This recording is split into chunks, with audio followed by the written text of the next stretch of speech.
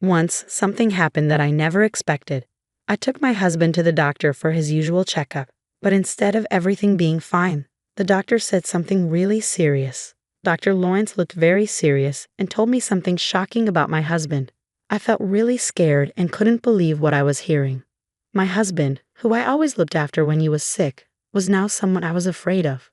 The doctor even said I might need to keep away from him for my own safety. This made me feel really anxious and frightened.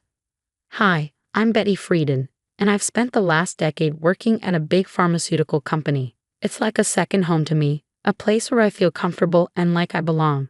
Even though I'm 50, I still work full-time, and my coworkers really respect me for it. Not many people my age are still working, but I've always enjoyed it. I think part of the reason I'm so dedicated to my job is because I didn't get married until 4 years ago. My boss, Gerald, and I are close, maybe because we're both single. Once he jokingly asked if I was ever going to tie the knot, but I knew he was just teasing. Around that time, I was seeing Richard secretly, who later became my husband. Richard's a bit older, was married before, and like me, he didn't want kids. We met through a matchmaking service for people looking for companionship in their later years. We decided to keep our relationship a secret, not telling anyone about our plans, even though our boss joked about marriage. Eventually, Richard and I quietly got married without any big ceremony, just signing papers at City Hall. I was surprised by how simple it all was, but I was really looking forward to our life together. But then, with Dr. Lawrence's worrying advice, I had to rethink everything. My caring feelings for my sick husband were now mixed up with fear and doubt. Dr. Lawrence's words kept playing in my head, telling me I needed to do something to stay safe. Standing there, trying to understand what was happening, I realized I had to make a decision, and quickly. Suddenly, the life I knew and the future I imagined felt uncertain. I'm LA, and my husband Richard works at a factory. Honestly, I make more money than he does. Richard got his job right after high school. As for me, I grew up in an orphanage and always wanted to be independent. That's why I didn't want to quit my job at the pharmaceutical company after we got married. I loved my job too much. When Richard and I got married, I told my manager Gerald right away. He congratulated me, but I could tell he had mixed feelings. Maybe he felt a bit lonely because his single buddy got married first. I tried joking with him about it, but he didn't seem to want to talk about it, so I dropped it. Despite Gerald's reaction, I was really happy about starting this new chapter with Richard. I imagined all the great things our future would bring. But reality wasn't as bright as I'd hoped. Life as newlyweds was pretty ordinary. Not much changed for me. I kept working, and the biggest change was moving to a more rural area and driving instead of taking the bus. Richard and I shared my old car because he didn't have one. About a year into our marriage, things started to get tough. Richard started showing signs of being depressed. He seemed different, barely eating breakfast, lost in thought, and even mixing up simple things like condiments. His clothes didn't match, and he became quieter both at work and at home. While I always admired Richard's quiet strength, his silence became too much, making it feel like I was living alone. This loneliness crept up on me as I noticed these small but important changes in him. I realized that Richard might be struggling with a mental health issue. Watching someone you care about struggle without knowing how to help is really tough. So I took Richard to a clinic that focuses on both mind and body health, where he was diagnosed with depression. I had a basic understanding of depression, but hearing the diagnosis made everything feel a bit darker. The doctor explained that the best way to deal with depression is to address its main cause directly. Finding the exact cause of Richard's depression was tough. He had been working at the same factory for years without any problems, and nothing major had changed in his job. If anything, I worried that maybe our marriage had something to do with it. But when we talked to the doctor, I told him we were happy together and couldn't see any obvious problems at home that might have caused Richard's depression. The doctor told us to come back if we noticed any changes or had any ideas about what might be causing it. But even after several visits to the clinic, we couldn't figure out why Richard was feeling so down. As time went on, his depression just got worse. On his worst days, he could hardly get out of bed. Sometimes he'd have headaches, or he'd call in sick to work. His appetite disappeared, and he noticeably lost weight. Eventually, he couldn't keep working and had to quit his job. Richard felt really guilty about relying on me financially, but I told him I was okay with it. My main concern was his health. It was hard to see him struggling so much, and I worried about him constantly, especially when I was at work. There was a scary moment when he got lost while out, which made me worry he might not just be dealing with depression, but maybe dementia too. This idea added to my stress. When coworkers asked how things were going, I had to admit that Richard wasn't getting better. Watching someone you love suffer so much without knowing how to help is really tough. One day, Gerald noticed I looked exhausted and gave me an energy drink. Drinking it made me feel a bit better, and I was touched by his support. He reminded me that we're all in this together, and his words nearly made me cry. With everything going on with Richard, I hadn't realized how much stress I'd been carrying. I realized I had to hold myself together, or I might fall apart too. So I focused on my work, trying to keep some normalcy in our lives. A year passed, and things with Richard didn't get better. They actually got worse. As our third wedding anniversary neared, I couldn't see any hope for his condition. Then one morning, I noticed our car was missing. I checked again, but it was definitely gone. Since Richard's diagnosis, I was the only one who drove it, and I hadn't used it since the day before, so it should have been at home. Worried, I asked Richard if he knew anything about where the car might be. He casually mentioned he thought it was there when he got home yesterday. I remembered he had gone out for a bit while I was at work. The doctor had suggested he try walking or jogging to help him cope. If the car was there when he came back, it must have disappeared sometime during the night. With the car gone, I had no choice but to use public transport, which made me about 10 minutes late for work. I told Gerald about the missing car, and although he understood it, he was puzzled too. He wondered if Richard might have taken it, but I didn't think so, considering Richard's condition and how he avoided driving since he got sick. It just didn't add up. Despite Richard's memory lapses and mood swings, I couldn't imagine him being behind the missing car. The car mystery added another layer of complexity to our already difficult situation. As soon as I realized the car was gone, I reported it to the police, hoping it would be found soon. But deep down, I worried it might be gone for good. And if that wasn't enough, something else strange happened on the day I was supposed to get my paycheck. I went to the bank and found my personal account was empty. I was shocked. We did have a shared account, which I checked next, only to find it was empty too. I was completely puzzled. Richard and I shared a joint account, but he didn't have access to my personal account and he didn't know its PIN. Yet, somehow, all our savings were gone. I felt a cold shock wash over me, and when I got home, I confronted Richard. I asked him if he knew anything about the missing money from our joint account. He seemed genuinely confused and denied knowing anything about it. Because of his depression, I hesitated to push him further, worried it might make things worse for him. Richard looked distant, lost in one of his frequent dazes caused by his condition. I couldn't help but wonder if he could have taken the money without realizing it. Planning to discuss this with the police, I felt overwhelmed by the double blow of losing both our car and our savings. The financial strain was tough, especially since I didn't have family to fall back on. With the small community clinic unable to provide enough help for Richard, we decided to switch him to a larger hospital with more resources. They gave us a referral letter, so we took a taxi to our first appointment at the general hospital. The whole experience was new and a bit scary for me, and I felt uneasy throughout the journey. Richard stayed quiet, lost in his thoughts as we arrived at the hospital. Taking a deep breath, I walked in and handed over the referral letter at the reception, expecting a wait. The general hospital was bustling with patients, each waiting for their turn. After about an hour, Richard was called in for his consultation. While he went inside, I took out a book to pass the time. But hardly had Richard entered the doctor's office when a nurse approached me.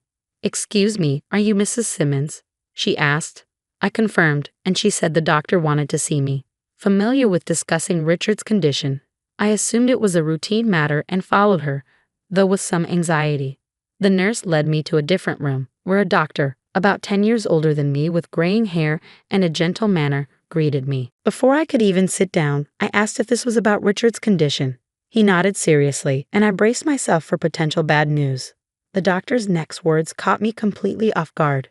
He advised me to keep my distance from my husband, revealing that Richard had been arrested for fraud a decade ago.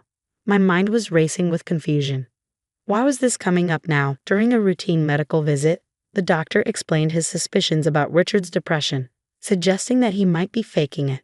He recalled recognizing Richard from a surgery 10 years back. where he had treated a deep cut on Richard's leg. It was a shock. I had thought we were addressing Richard's mental health, only to uncover his hidden past and a potential deception about his current condition. This unexpected revelation left me stunned, trying to reconcile the caring husband I knew with the person the doctor described. When the doctor mentioned recognizing a large scar on Richard's right leg, everything clicked into place.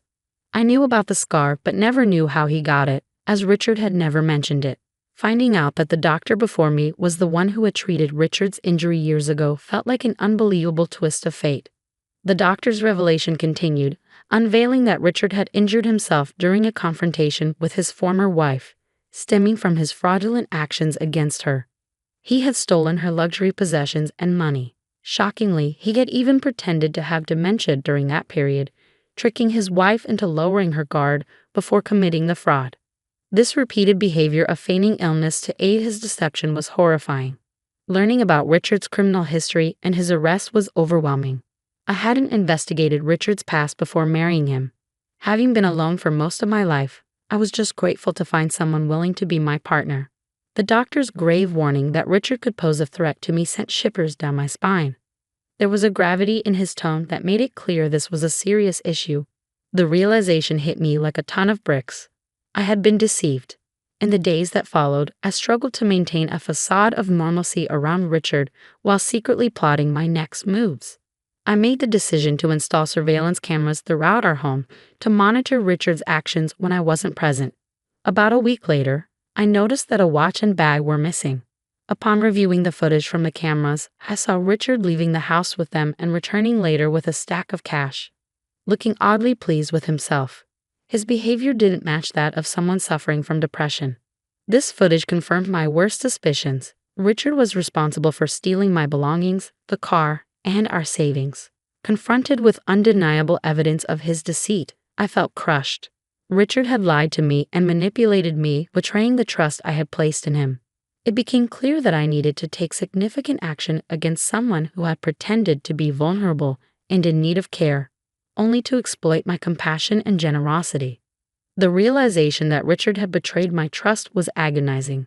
I had devoted myself to working and caring for what I believed was an ailing partner. Divorce seemed like too feeble a response to the profound deceit I had endured. It was evident that we needed to go our separate ways. But I desired more than just a mere separation.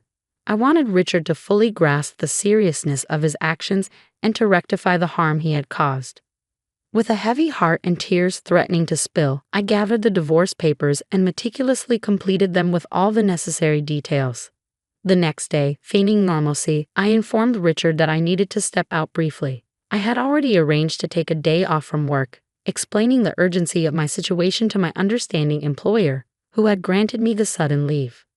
At the police station, I presented my case, displaying the footage I had captured of Richard's deception to the officers.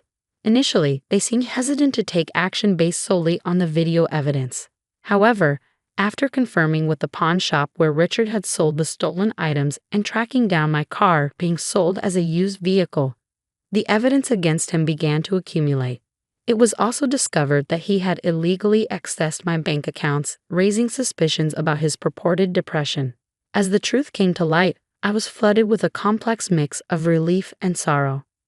The police decided to move swiftly given Richard's criminal history, and they prepared to arrest him. Upon returning home with the officers in the early afternoon, I found Richard there, visibly taken aback by my unexpected return and the presence of the police. Despite the divorce papers clutched in my hand, his focus remained on the officers as one of them announced his arrest for fraud. Richard attempted to protest, citing his depression as a defense, but I knew better. The doctor from the general hospital had already cast doubt on the legitimacy of his claims regarding his mental health condition. In that pivotal moment, as the weight of both the legal repercussions and the dissolution of our marriage settled on him, Richard's facade began to crumble.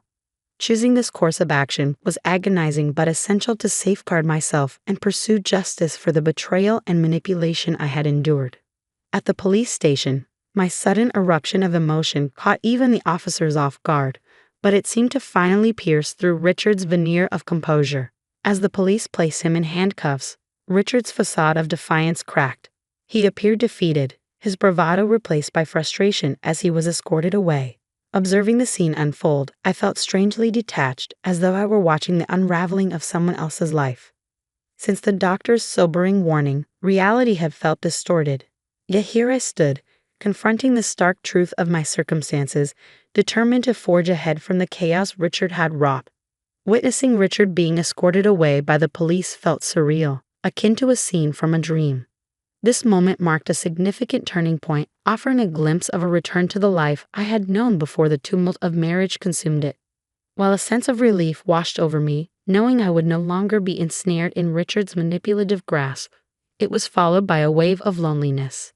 After waiting over 47 years to marry, the prospect of solitude once again loomed over my newfound liberation.